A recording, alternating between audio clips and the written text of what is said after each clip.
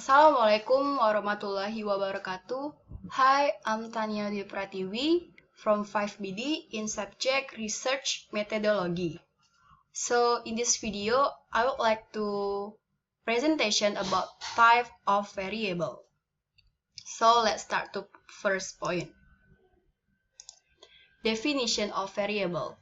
According to Sugiono 2007, he said that the research variable is an attribute or nature or value of people, objects, or activities that have certain variation that are determined by research to study and draw conclusion. In research, we need to collect data, so we use the variable. Or we can say that variable in research is an object in research that can be changed in value. Next point is type of variable. So in this presentation, I choose to explain about continuous variable. Continuous variable is data that is obtained from the result of calculation, so that the data is not only about a whole number, but it can also be in decimal form. For example, 2.5. So continuous data consists of data which can be used in arithmetic operation, such as the number of true or false in data, the score of ranking, the data weight, and so on. And the data can be changed. Next is types of continuous variable. There are three types of continuous variable. First, ordinal data. Second, interval data. And the last is ratio data.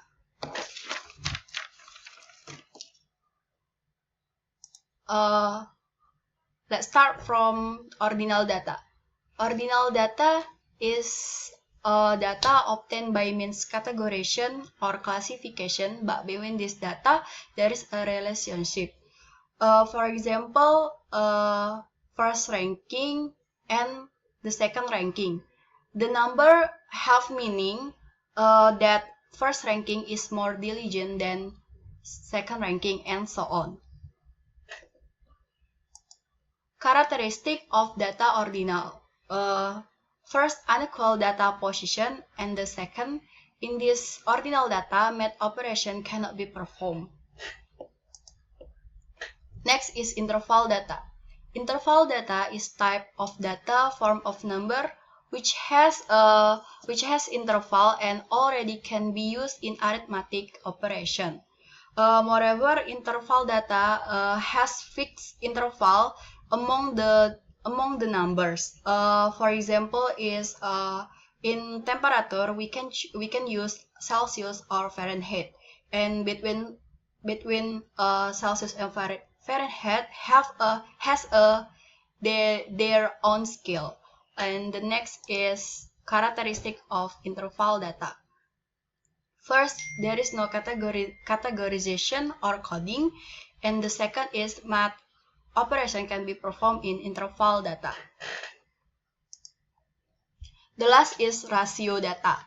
Ratio data is obtained by means of measurement where the distance of 2 points on the scale is known and has an absolute 0 point. So ratio data is more complete than interval and ordinal data.